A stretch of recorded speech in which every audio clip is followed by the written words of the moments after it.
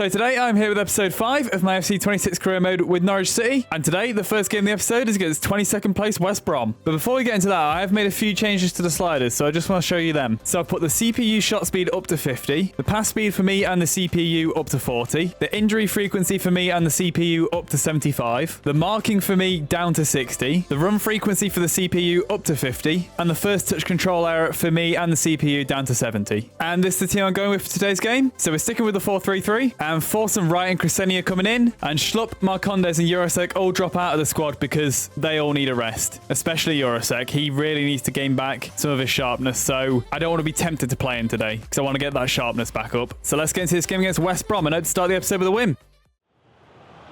Josh Madger running through against Medic here. Medic struggling to keep up with him, but Jack Stacey does and puts the ball behind for a corner. West Brom got this corner now. It's headed back to the corner taker by Chris Mepham and straight out of play. I need someone running into this channel here, and that person is Josh Sargent. Gonna play it back to McLean. Now a cross here to Kvistgaard and can't get the shot off. Ball down the line from Madger there. Jed Wallace cuts inside Cresceni. Chance to get a shot off here, but he doesn't. Instead lays it back to Alex Mauer, and he takes the shot, and it's a good save from Kovacevic. Now they got a ball in from the corner, made it should deal with that, and he kind of does. Kvistgaard heads it a bit further away. But now Price with the ball here on the edge of the box, doesn't take the shot. Lays it back to Mauer, and that's a good interception from Topic. Now Cresceni can play it down the line to Kvistgaard, and then we've got a counter on here. I'm looking at the back post, but I'm also looking at Sargent. But I'm going to cross it to the back, and Sargent was completely open there. I didn't need to cross it all the way to the back post, but Kvistgaard's won that. Now I'm going to lay it back to him, and that shot is just wide from Kvistgaard. Not a bad effort. Sargent plays the ball to Forsen here. Kvistgaard is open, but it's a bit of a slow ball to him. But he can play through to Sargent, and Sargent with the first time shot, and he puts it just wide. Good tackle from Jacob Wright there. Can I get a chance right before the end of the half? Played it up to Sargent. Hopefully he was onside, and he wasn't. He was just off. And the ref has called half-time now. And after the first half an hour being pretty quiet, really stepped up towards the end of that half. So hopefully we can keep the entertainment going in the second half and grab a goal or two. It's a ball forward there from West Brom. Jed Wallace has it out wide. Cresceni can't tackle him, but the shot is straight at Kovacevic.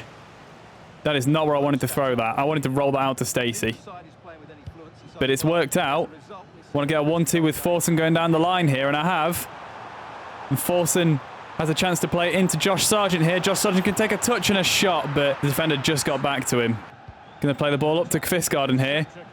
I see Cresceni running. Going to get it to Ben Cresceni here. Try and pull it across to Sargent. That's a good pass from Cresceni. And Sargent finishes past the goalkeeper. And with 10 minutes gone in the second half, Josh Sargent puts us 1-0 up here. It's a good ball through from Jacob Wright down to Cresceni. Then it was a good pull back from Cresceni to Josh Sargent. And he just has the simple task of putting it in the back of the net. Plenty of space to aim for. And he makes it 1-0.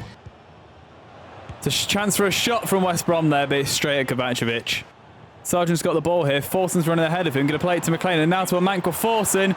And he can play it across to Kvistgaard, and then Kvistgaard with the simple task of putting it into an empty net. That goal's a little bit sweaty, but against the AI, it doesn't matter. The AI doesn't have feelings. So I'm happy to do that to put us 2-0 up. I was thinking about playing it to Forsen with Sargent, but I thought the better option would be to play it to McLean and then to Forsen. And it worked out because it gives Forsen the chance to play it across to Kvistgaard for an easy finish. And after that goal, I'm going to make some subs because I've got some tired legs out there. So coming on are Diallo, Springett, Schwartau and Matson. And going off are McLean, Wright, Kvistgaard and Forsen.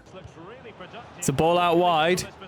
Wallace with a chance to play it across into the box. Topic with a good challenge there. Now Schwartau, well, okay, that was meant to go out wide. I don't know why it didn't. Now Matson can play it out to Springett. Springett with a chance to run at the defender, but he runs it straight at the defender. He took running at the defender a bit too literally there. It's a ball out wide from West Brom there. Wallace with a chance to play it into the box. It's a good ball. Johnson with a header, but Kovacevic makes an easy save. It's straight at him. And that is full time, and we do beat West Brom 2-0 here. And that continues our unbeaten start.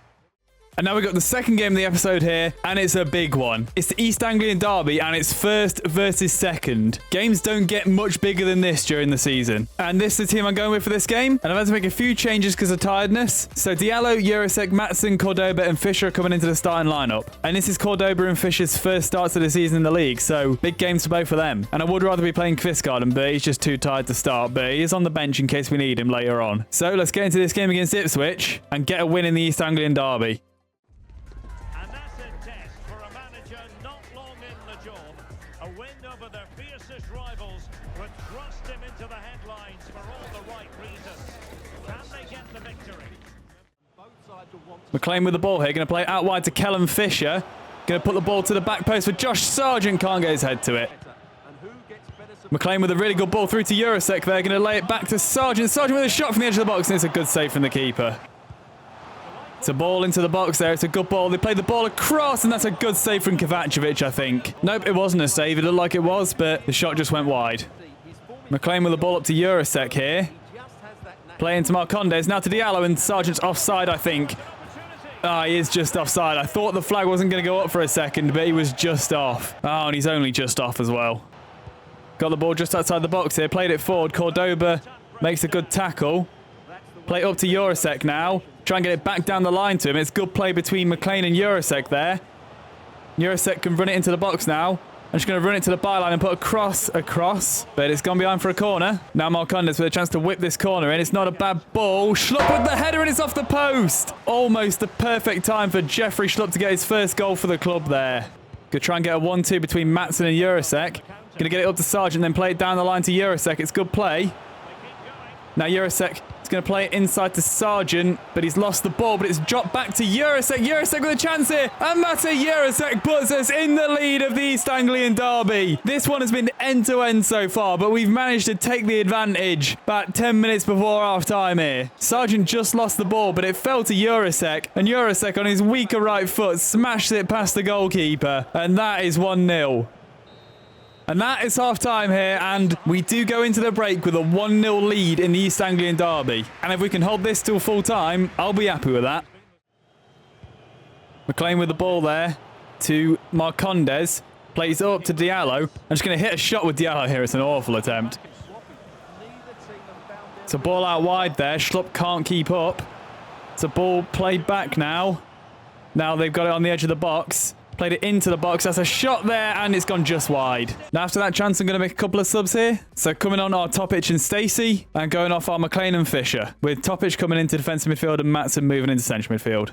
Maatsen with a chance to play it down the line to Jurasek there. It's a good ball. I'm looking in the box, but I don't think I'm going to get a chance to play it in at the minute. So they're going to run it back. Now give it to Maatsen, and now to Diallo. Diallo with the shot, but it's been headed away. And now I'm going to make another sub here, and Forson is coming on in place of Jurasek. Marcondes can play it up to Diallo here. He's got plenty of space to run into. I'm already looking at who to play it to in the box. Going to cut it back now and then put the cross in, and it's too close to the keeper. Forson wins it in the box. I'm surprised that wasn't a foul, but he's got it to Maatsen, and Maatsen with the shot, and now Palmer has saved it.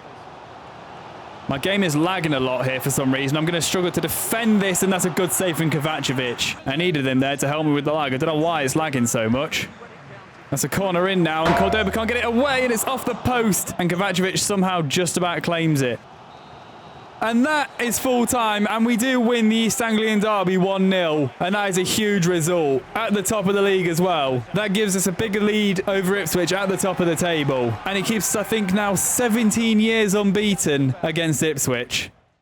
Right, I'm just doing my training plans here, and we've got 13 days until the next match. But if I put this on balanced, look how much sharpness he's going to lose. He'll literally lose a quarter of his sharpness, which is crazy. Well, if I go to Jurasek, in 13 days, I can't max out his energy and his sharpness. It's literally impossible. Like, if I want to max out his energy, his sharpness goes all the way down to there. Like, if you look at the difference between balanced and heavy, that is ridiculous. That's literally like 50 or 60 points of sharpness, which is ridiculous. But someone like Cordoba, even though he's played a lot less football than Jurasek, can still have full sharpness. But Jurasek and Kvistgaard, and even though they're playing more football, just can't get their sharpness as high, which is ridiculous. Like, here's a good example with Diallo. If I put it from heavy to balanced, if it's on heavy, he regains full sharpness. But if I put it down to balanced, he literally loses half his sharpness, which is ridiculous. This system needs to be fixed because this is broken. Well, now I've been told that I have to give new contracts to these players, otherwise I've got to sell them. I've got no option. I've either got to sell them or give them new contracts, which is stupid. So I'm giving Stacey a new 1-year contract on the wage he's currently on with a couple of bonuses. Giving Kenny McLean a new 1-year contract with the wage he's currently on. And even though he is quite old, he's a club captain, so I can't just get rid of him, I don't think. But I'm not going to offer Marcondes a new contract. And I've got that same email for Jeffrey Schlupp as well. And I'm doing the same thing for Schlupp, giving him a new 1-year deal with the same wage he's currently on. And now we've got the third game of the episode here against 16th place Bristol City. And I have made some more changes to the sliders here. So I've put all the AI behavior sliders up to 99. And I've put the CPU pass speed up to 45. My marking down to 55. And the CPU run frequency up to 55. And this is the team I go with for this game. So Crescenti comes in at left back because Schlupp has come back from international duty tired. And Forson plays on the right wing because Jurasek's still a little bit tired. Let's get into this match against Bristol City and hope to end the episode with a win. Sargent with the ball here. Forson's running through. It's a good ball from Josh Sargent. Can I get the ball back across to him here? Forson can, and Sargent slips it into the empty net. And after only 8 minutes here, with our first chance of the game, Josh Sargent makes it 1-0. This ball initially down to Forson from Sargent, and then an easy ball across and an easy finish. Good tackle from Jack Stacey there. Now Forson can bring it forward. Almost overran it, but Sargent can do the same thing he just did a minute ago. Now Forson can go back to Sargent. That's an awful pass from Emmanuel Forson. It's a ball clipped over Crescenti there. It's into a good crossing position for Bristol City here, but they don't put the ball in. They're still not going to put the ball in. Literally got the crossing frequency slider up to 99, and they don't want to put the ball in. And that's a poor effort in the end. But I can't believe I've literally got the slider up to 99. It physically cannot go any higher, and they still just won't cross the ball. They had men in the box, perfect crossing position. They just won't do it. It's so frustrating on Ultimate, literally the hardest difficulty. They're not making it difficult for me just to not concede a goal. Good tackle from Crescenti there. Now he's going to put a cross in, showing the AI how it's done and getting a goal from it. See, that's what you need to do. And the AI doesn't do it. And that is 2-0 after 20 minutes. Literally, I'm playing on Ultimate with sliders in favour of the AI very heavily. And it's like I'm playing on Amateur. It's a shot from a long way out there and it's gone wide. Good tackle and then another interception from Marcondes. Now Sargent with the ball here. Oh my God, that's an awful touch. Oh my God! What is that touch? What is the dribbling on this game? Jesus. I think that might be the worst touch I've ever seen in my entire life. That was horrendous from Topic. That's actually decent play from Bristol City there. It's a rarity from the AI, but Darling deals with that. You'll try and get a 1-2 with Marcondes and Kvistgarden here. Play Kvistgarden down the line. Now I'm going to cut inside with him. I'm going to sprint dribble, which is risky, but now I'm going to hit a shot from outside the box. And that's a decent save from the keeper. And they've just made a sub already. They didn't say there was an injury or anything. That might be tactical. But Marcondes is going to swing this corner in. Sargent can't get his head on it. It's dropped to Crescenti. I'm going to hit one from range with Ben Crescenti, and it's an easy save for the keeper. And that is half time here, and we are leading 2-0 at the break. And honestly, that's been such an easy first half. I can't believe how easy this game is. It's actually ridiculous. I'm on the hardest difficulty with sliders going in favour of the AI, and I might as well be playing on Amateur. I'd love to say it's because I'm really good at the game, but it's not. The AI are just useless. Thing is, I don't think I'm scoring like a crazy amount of goals. I've not even checked the table yet. I'll check it after this game, but when I check it, I think I'll look and I'll see that my goal tally that I've scored probably isn't too high, but I think I've only conceded like 2 or 3 goals in the league, which is really low.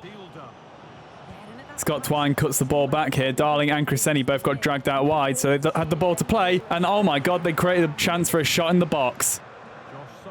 Oh my God, you cannot sprint and dribble. What is that touch? Darling's been done there, but Kovacevic makes a good save. Sargent with the ball here, up to Kvistgarden. Going to play it out wide to Crescenti, who can get in a crossing position, but won't put the crossing. Going to play it back to Marcondes instead. Now into Forson, into Sargent. Sargent with the shot, and that's a good save from the keeper. And now with 10 minutes to go here, I'm going to make some subs. So I'm going to make all 5 at once. Bringing on Diallo, Jurasek, Wright, Matson and Fisher. And going off are Crescenti, McLean, Marcondes, Kvistgarden and Forson. Now Jurasek's going to take this corner after just coming onto the pitch. It should be on Darling's head, and it is, and it's tipped onto the crossbar. Jurasek with the ball here. He can run with it. Going to hit a shot from range, and it's straight to the keeper. And that is full time, and we do beat Bristol City 2-0 here. And it's just such an easy game. Bristol City not putting much pressure on, not really creating much. They were a little bit better in the second half, but the bar was on the floor, so like, doesn't exactly mean much. I just want the AI to actually be competitive, and they're not at the minute. It's just way too easy.